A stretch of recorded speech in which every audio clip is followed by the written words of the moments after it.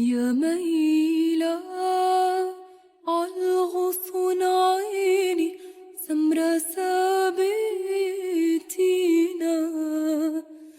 يحرق جيلي بالهوى يا ما شو عامل فينا سموكي وما أنصفوا عيني سموكي عريق القاس أصيلي بين الشجر مشكولة فوق الراس والرمل